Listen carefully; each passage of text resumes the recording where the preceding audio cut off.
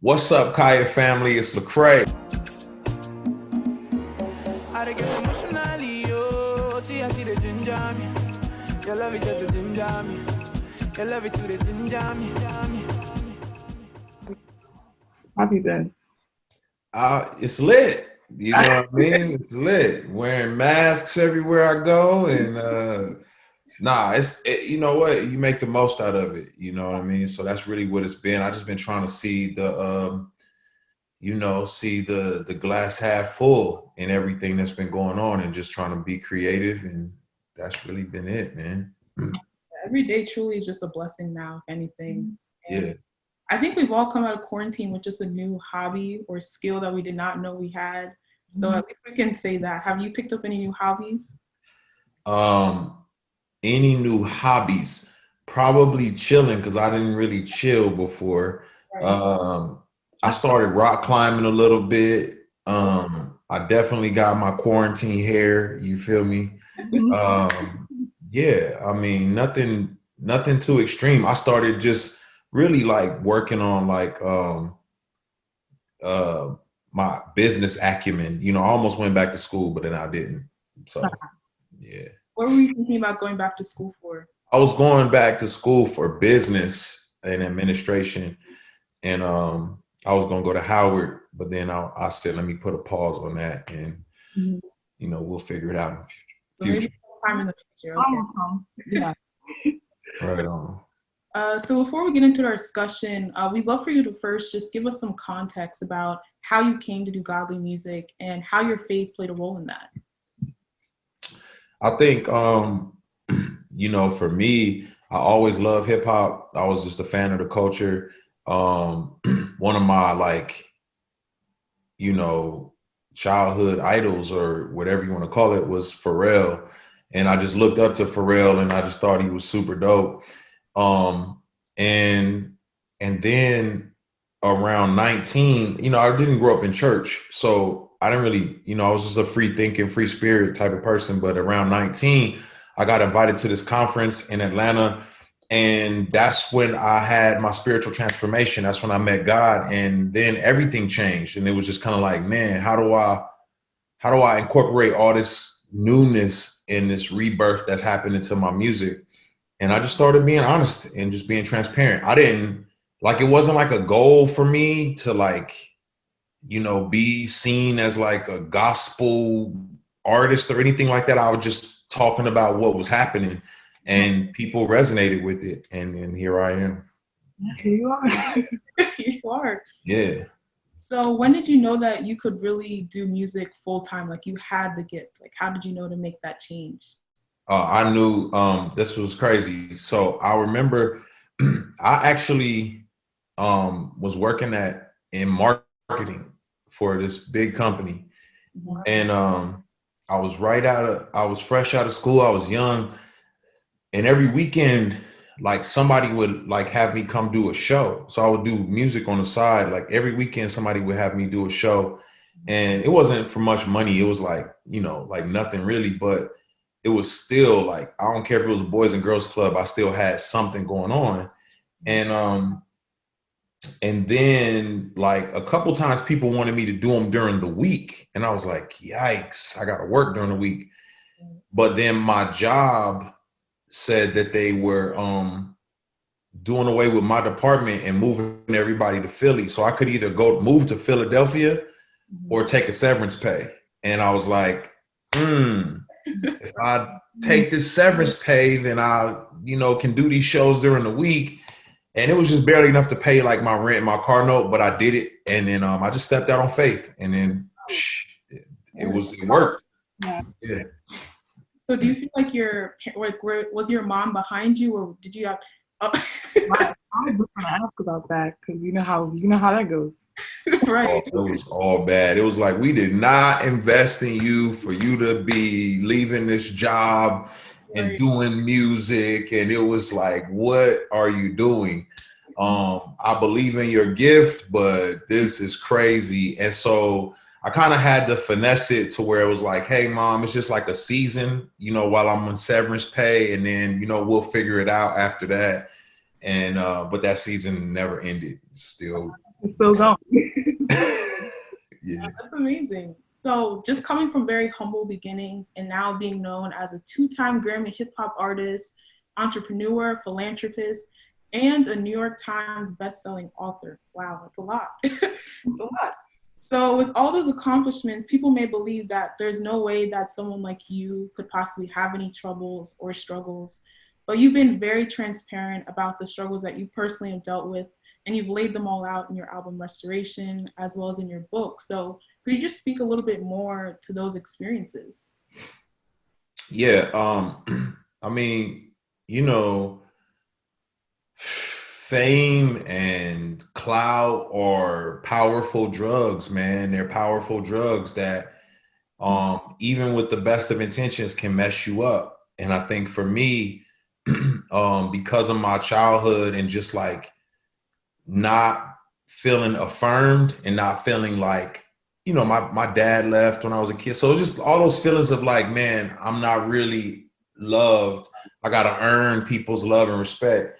It bled over into my music and my, you know, my career. And so every award or plaque was almost like somebody saying I matter. And that stuff gets addictive and you start losing your sense of self and purpose. And you start just chasing instead of like letting God lead you. You start letting the awards or the accomplishments lead you. And so there's nothing wrong with accomplishments, but it's like when that becomes your goal, it's icky, it's nasty.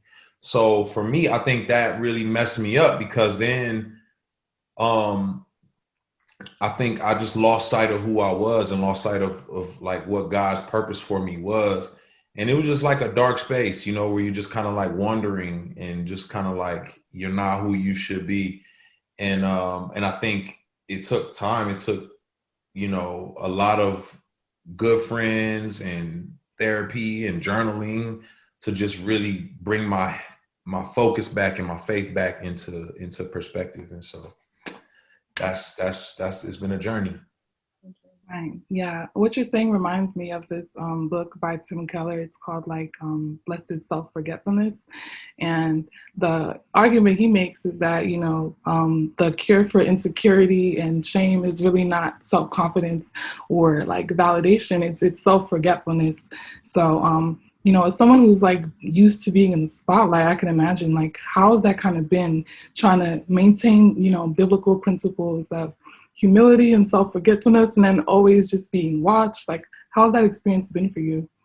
Like you nailed it. You know, like nobody should be this criticized nor this praised. Like it's just not a healthy space to be in. You know what I mean? Like I think we tend to elevate people past their humanity, and that's really unhealthy for us. You know, even like with social media, just all of those things, it's like we just elevate each other to like unrealistic standards and then tear each other down in very unhealthy ways too. And like I don't wake up humble. You know what I mean? Like you don't wake up like, oh, man, I feel so humble today. Like you just don't drift into humility. You drift into arrogance. You drift into pride. You know what I mean? You wake up and look in the mirror and you're like, man, you know what? I'm that guy. You know what I mean? That's just your natural. You don't wake up and look in the mirror and be like, I'm so honored to be used by God today, and I don't deserve anything but God, thank you. Like that's just not how you wake up. So it's like a pursuit. You got to wake up and pursue that humility on a regular basis, and just crowd out a lot of those voices that tear you down or puff you up, and listen to the voices that genuinely care about, you know, you. So Right.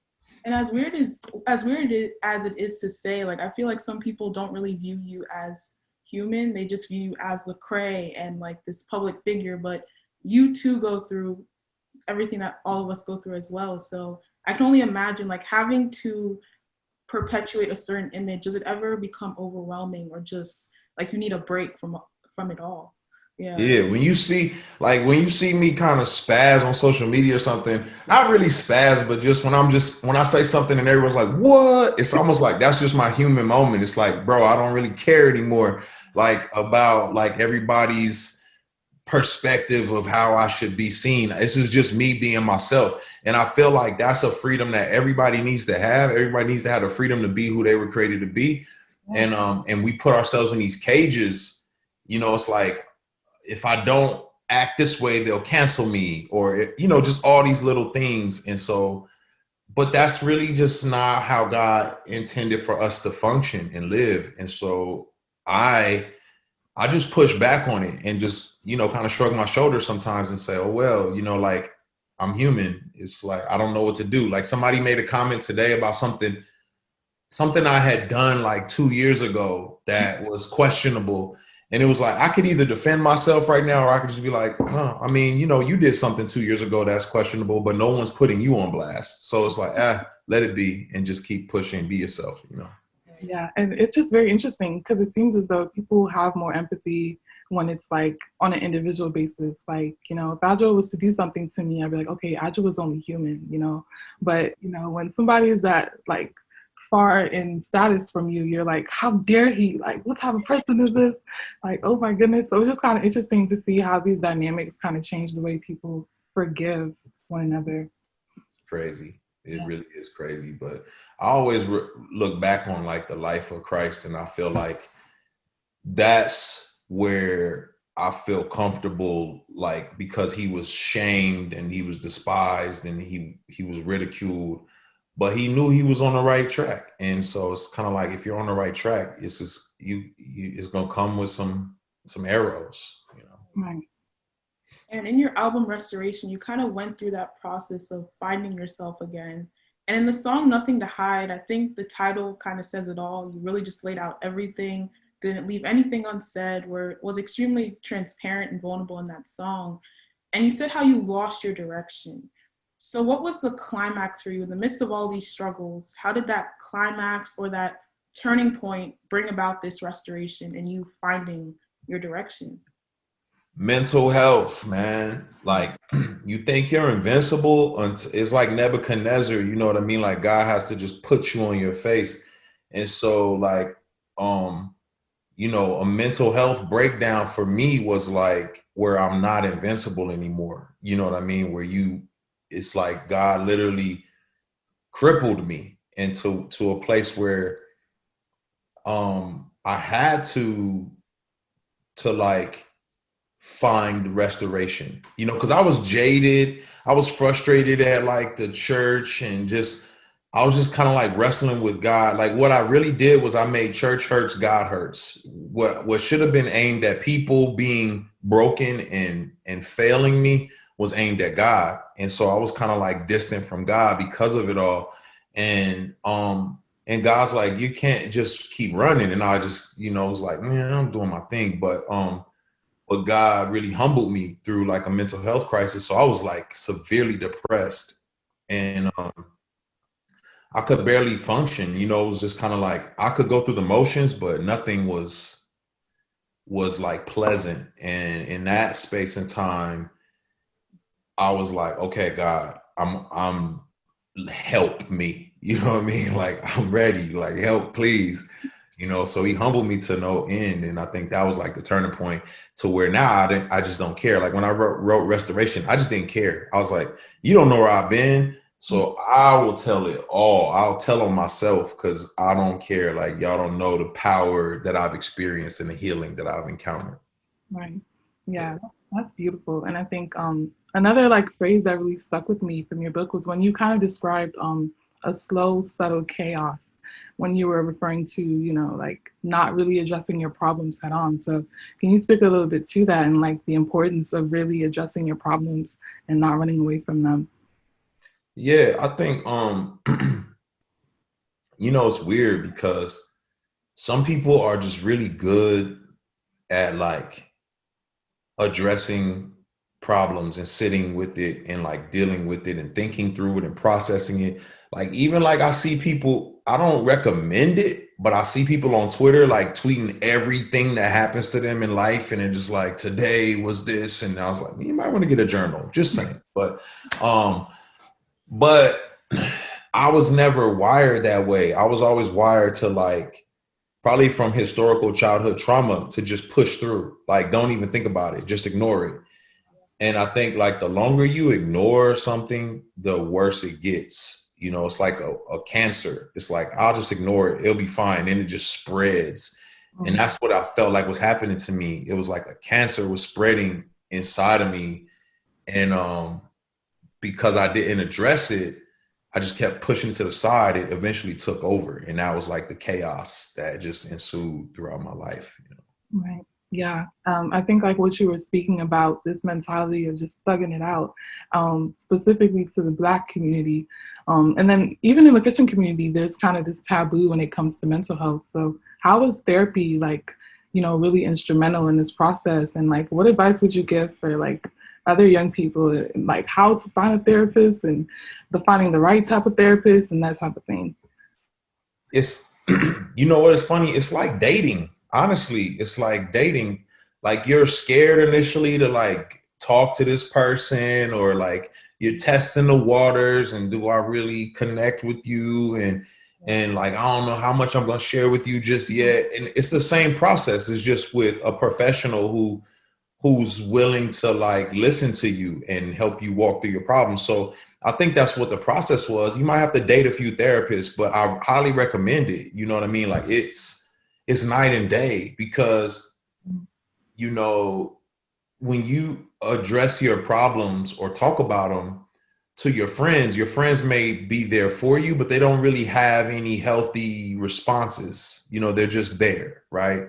Or they have terrible responses. And I don't know what you do with that. But a therapist, a good one, like, has healthy responses for you to help you process a lot of the stuff you're dealing with. And so there's just some things about myself I would have never thought about. You know, I remember sitting in the office one time, and the therapist was asking me about my parents, and I was telling them, and then it was something so simple, but she said, "So do you think that two broken people make a healthy person?" And I was like, "Oh shoot, I never really thought about that." You know what I mean? It's like, oh dang. I Yeah. never considered that they were broken and that they had all this chaos going on. And so, of course, I'm going to be influenced by that. So little stuff like that just was revolutionary. And I highly recommend therapy for folks. Yeah, no, that's great. And I think like, you know, Black people, we experience a lot of just secondhand trauma, you know, with police brutality, just being Black, racism, and that type of thing. So how can therapy and faith kind of help with dealing with these secondhand and firsthand traumas that we experience? Yeah, I think faith is a weapon, you know, or I'm sorry, faith is a strategy, but therapy is a weapon. You know what I'm saying? So your strategy is like, no, I said it backwards. Faith is the weapon, but therapy is a strategy, right? So you can't fight without faith. You need a weapon, right? But the strategy of how to employ your faith is therapy. You know what I mean? So the therapist will tell you, you know, you need to practice forgiveness. And faith is the only way you can really put something like that into practice, because it takes faith to really push through those particular things. So, you know, and I think that the enemy is super strategic, and he's been strategic from day one. So as a, you know, as a Black person, I have to remember that, you know, this is historical warfare. It didn't just start with me. You know, it started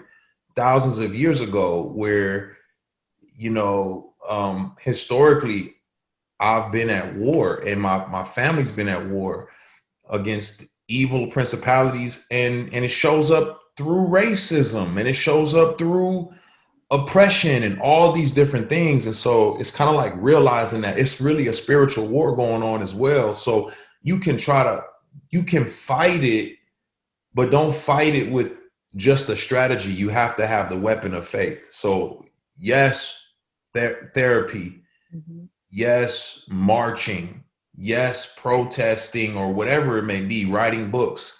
But those are all strategies. Those are not the ultimate weapons. That faith is that weapon that's really going to cut through and change the hearts of society. So Very true.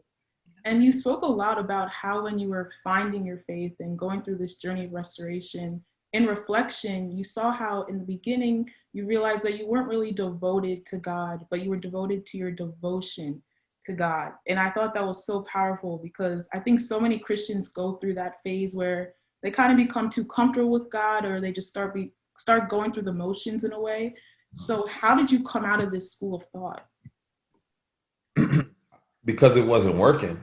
You know, the devotion wasn't working, and it was kind of like, you know, I could get up and read my Bible or pray or listen to music or go to Sunday service, but those things weren't producing the change that I needed.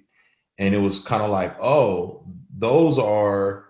that's me demonstrating my devotion. That's not me understanding God's devotion to me. And it's just so much different. I always use the example of like duty versus desire. Like duty is like when it's your spouse's birthday and you hand them a gift and like, here, this is what I'm supposed to do on your birthday, you know, happy birthday. That's duty. But desire is when you're so connected to them and you've been thinking about them and you're so appreciative of them because y'all connected and you guys just, you know, hung out and had coffee and you were talking about your childhood and you just feel this connection. When birthday time comes around, it's like desire. Like, I can't wait to buy you something to show you my appreciation. And I feel like I was dutiful to God. It was like, all right, man, let me read this book. Let me go to service. You know, it's like, it wasn't about a relationship and a desire. And like, when I realized how much he cared for me and how much I was being looked after and since childhood protected and all these things, it just broke me. And I was like, God, how can I not be more devoted to you, seeing your devotion to me? Like, I want to read now. I want to pray now. I'm not doing these things to gain acceptance or love. I'm doing these things out of love and acceptance. So, yeah. Yeah, I think that's powerful. And I think the story that you told, it almost kind of seemed like you were deconstructing your faith a little bit and letting go of some of those learned ways and really holding on to what's in the Bible and what God was telling you. So as you were kind of going through that process, what parts did you kind of have to like let go of? And what things did you find like were the most eye-opening for you when you really found your identity in Christ? Oh, man. So much of what we understand about God and the Bible and Christ is so much, it's just a Western construct. You know what I mean? And a Western construct is, you know, this Greco-Roman idea that to know is to grow, whereas Christ was about experience. You know, walk with me. What you're experiencing is what I want you to hang on to, not just the information. And we're just in this information age. And that's a huge part of my deconstruction because, you know, I read all the books. I went to the seminaries and I got the information, but that does not mean that I've grown. And a lot of the information is from a Western, white Western male perspective. So, you know, I had to deconstruct all of that and stop seeing Christ through the lens of culture and start seeing culture through the lens of Christ. That was massive for me. You know, that was the biggest change I experienced. So with that, with just like not really fitting into church morals and having to deconstruct a lot of church traditions to find your true identity in Christ, what are some attributes to church culture that you feel made it difficult for you to enjoy this freedom that is the gospel? So I know every church culture in existence because of what I've done. I know traditional Black church culture. I know,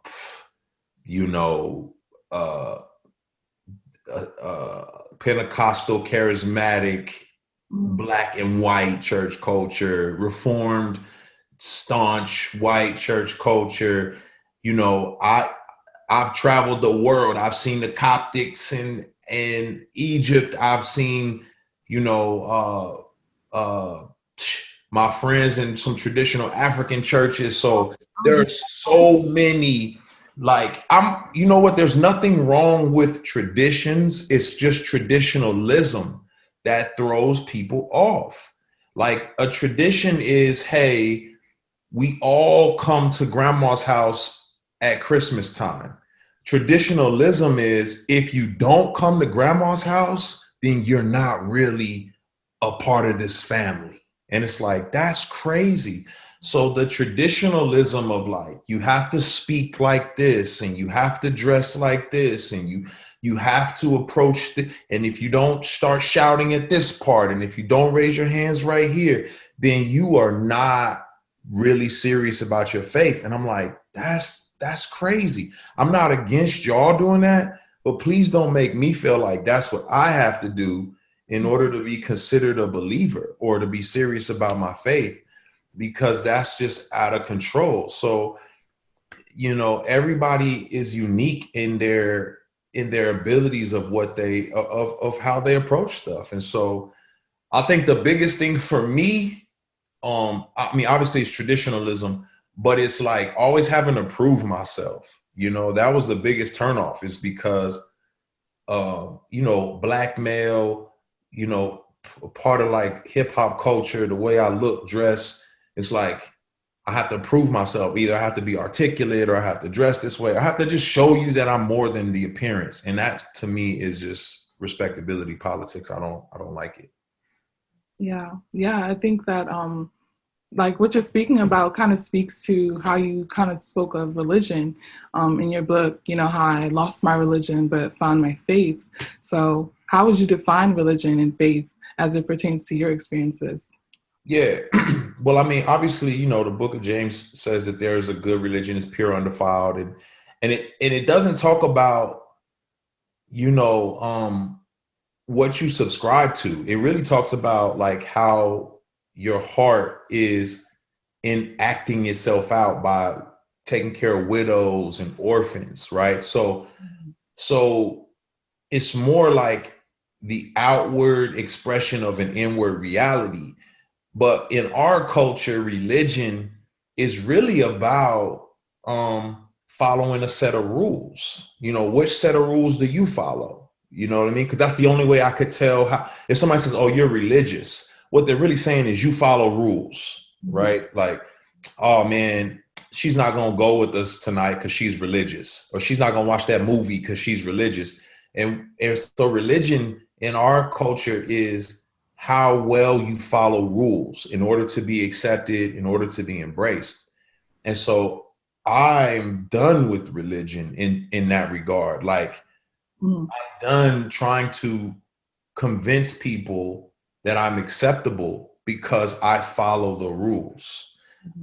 If I follow rules or if I do anything that looks like rules, it's because I'm doing what is an inward reality. I'm expressing an inward reality that I know is beneficial for me, and I just don't want to do that. You know what I mean? It's not because I'm trying to follow rules. If it's like, you know, I don't know, if everybody's going to the strip club and I don't, it's not because I'm religious. It's because I don't think that's beneficial.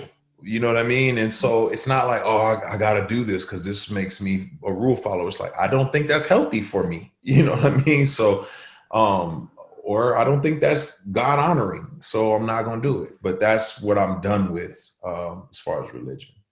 That's great, because I do think that losing that religious mindset and truly gaining a true relationship with God is even so much more rewarding than just following a set of rules, like you said.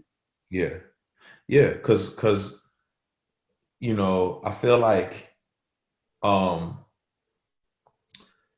you know, I guess rules always lead to rebellion. You know what I mean? It's like relationship, you know, doesn't do that, but rules do. So for me, it's like, I want a relationship. A relationship will stop you in your tracks way faster than a bunch of rules will. Yeah. And like what words of advice could you give to people looking from the outside in who don't really understand what it's like to have intimacy with God? You know, how can they kind of shift their perspectives of Christians, right, in that regard? I think that you know, God has made himself available. It's a dark world, man. It's crazy out here. Nothing's predictable.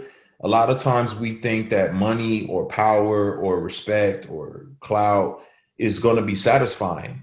And then we find out that those things really don't give us what we're looking for. And so we think they'll protect us, and we're all looking for, like, man, where is purpose? Where's value? And truthfully, you can't have purpose if you haven't been purposed, right? Like, you need a creator for purpose, right? So somebody has to give purpose. Like, a bottle has purpose because someone created it for a particular reason. And so if you believe you have purpose, and everybody does innately because we feed ourselves. Why even feed yourself if you're just a bunch of cosmic accident? If you believe you have purpose, it's because you were made with purpose. And if you really tap into your creator, your purpose becomes so clear. You're made so aware of what you're really here for. And I think, Christ gives us access to God. Every religion is about climbing a ladder, and you got to prove yourself, and then God will accept you and embrace you. But Christ says, no, don't prove yourself. Let me reach down and pull you up. Let me do the work for you. I already accept you for who you are. I just want to mold you and show you what you were purposed for. So simply put, I mean, I don't want to belabor the point, but what I wrestled with was, I know I'm jacked up. I know I'm messed up. And if I was made to be, a Ferrari, then why am I acting like a tricycle? You know what I mean? I'm purposed to be this powerful engine. Mm-hmm. And that I'm purposed, that brings glory to God. It's like, woo, look at that Ferrari. It's crazy. And yet I'm like, you know what I mean? Like, I fall short of the glory I was created for. And so if I don't align myself with the God who gave me the purpose in the first place, I'll forever just be like this. And he's saying, if you don't come over here, you'll never be that engine, that amazing beauty that brings me glory that you were created to be. You'll forever just be settling for this. And I'm just grateful that God gives us access to not fall short of his glory, but to glorify him. Yeah. I really like how you said how God is available. Like, he's there, he's waiting, he's just waiting for us to accept him and to accept his love. So yes. Great. So the last thing we just wanted to touch on is just all your philanthropy work, because we saw that you helped to finance the Peace Preparatory Academy in Atlanta, Georgia, which is amazing because that neighborhood has not had a school, and that had a school there for over 2 decades.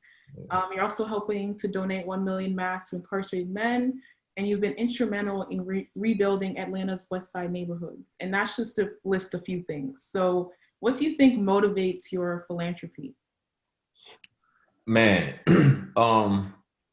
it's kind of weird. I mean, obviously it's desire, right? I think that the purpose of a believer is to bring shalom, is to bring peace. And that's how the kingdom comes and the will is done. Like, are you a picture of the kingdom here? And if you are, then you should be bringing shalom. That's what Christ was doing. When he would heal somebody, that brought peace to them. When he would cast out wicked spirits, that's bringing peace. So I always look at my life like, how am I bringing peace to society? How am I bringing peace to this world? That's just an aspect of what I want to do. How am I making things better? And I feel like if people who don't know the Lord can do this, how much more should I be doing it? You know what I'm saying? So that's really part of the bigger inspiration for me, is like, man, I see people, making things better for their own selfish desires, but they're still making things better for other people. And, how much more should I be doing that? And so that's my motivation. Oh, it's beautiful. Oh, yeah. thank you so much for your time. Like, this was amazing. I think we definitely learned a lot from just this conversation. I get emotionally, oh, see, I see the ginger me. Your love is just a ginger me. Your love it to the ginger me. That was great. Thank you. Yeah.